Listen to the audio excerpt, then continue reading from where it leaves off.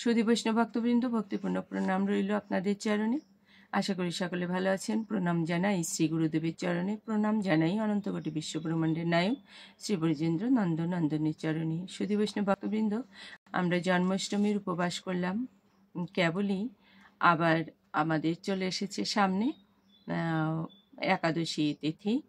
তো ভাদ্র মাসের 2 তারিখ, আগস্টের 19 তারিখ মঙ্গলবার 2025, আর বাংলা সন হচ্ছে 1432। তো এই অন্নদা একাদশী আমরা সকলেই পালন করব এই আশাবাদ প্রভুর কাছে। তো আসুন আমরা একাদশীর মাহাত্ম্যটা শ্রবণ করি এবং শেষে পারণের সময়টা জেনে নেব। অজাবা অন্নদা একাদশী। এই ভাদ্রবতী কৃষ্ণপক্ষে অন্নদা একাদশীর মাহাত্ম্য ব্রহ্মবৈবর্ত পুরাণে বর্ণনা করা হয়েছে। মহারাজ যুধিষ্ঠির বললেন, হে কৃষ্ণ, ভাদ্র মাসের কৃষ্ণপক্ষের একাদশীর নাম কি তা শুনতে আমি অত্যন্ত আগ্রহী। শ্রীকৃষ্ণ বললেন, হে রাজন, আমি সবিস্তারে এই একাদশীর কথা বর্ণনা করছি, আপনি একাগ্রচিত্তে শ্রবণ করুন।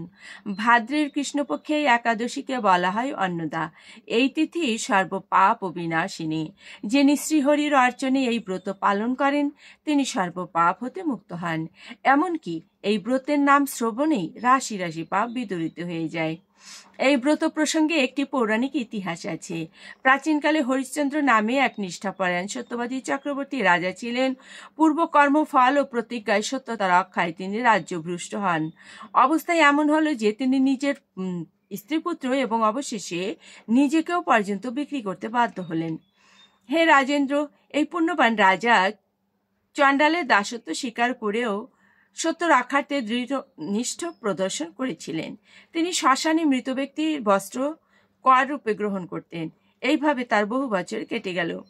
দুঃখ সাগরে নিমজ্জিত হয়ে কি করি, কোথায় যাই, কিভাবে এই দুর্দশা থেকে উদ্ধার পাই, এই চিন্তা তিনি দিবারাত্রি বিভোর হলেন। এমন সময় দৈবক্রমে পরদুঃখে দুঃখী গৌতম ঋষি রাজার কাছে এলেন। রাজা মুনিকে দর্শন করে ভক্তি ভরে প্রণাম করলেন। করজোড়ে তার সামনে দাঁড়িয়ে একে একে নিজের সমস্ত কথা জানালেন। রাজা দুঃখের কথা শুনে মুনিবর বিস্ময়াপন্ন হলেন। অত্যন্ত ব্যথিত হয়ে তিনি বললেন, হে রাজন, ভাদ্র মাসে কৃষ্ণপক্ষের একাদশী অন্নদা নামে জগতে প্রসিদ্ধ। আপনি এই ব্রত পালন করুন। এই ব্রত প্রভাবে আপনার সমস্ত পাপের বিনাশ হবে। আপনার ভাগ্যবশত আগামী 7 দিন পরেই এই তিথির আবির্ভাব হবে। ওই দিন উপবাস থেকে রাত্রি জাগরণ করবেন। এইভাবে ব্রত উদযাপনে আপনার সমস্ত পাপ ক্ষয় হবে।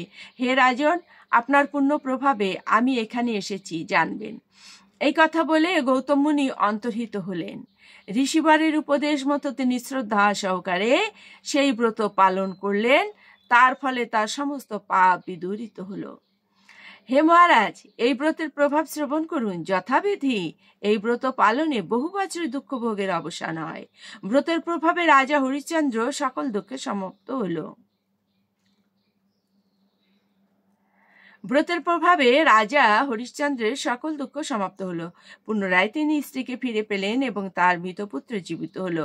আকাশ থেকে দেবগণ দুন্দুভি বাদ্য ও পুষ্প বর্ষণ করতে লাগলেন। নিষ্কণ্টক রাজ্য সুখ ভোগ করে অবশেষে আত্মীয় স্বজন ও নগরবাসী সহ স্বর্গে গমন করলেন। যে মানুষ নিষ্ঠা সহকারে এই ব্রত পালন করেন তিনি শ্রীহরি চরণে ভক্তি লাভ করে অবশেষে দিব্যধামে গমন করেন। এই ব্রতের মাহাত্ম্য পাঠ ও শ্রবণে অশ্বমেধ যজ্ঞের ফল লাভ হয়। সুধী বৈষ্ণব ভক্তবৃন্দ, আমরা শ্রবণ করলাম মাহাত্ম্য। এবার আমরা পালনের সময়টা জেনে নিই। 2 ভাদ্র 19 আগস্ট মঙ্গলবার একাদশী তিথি এবং পরদিন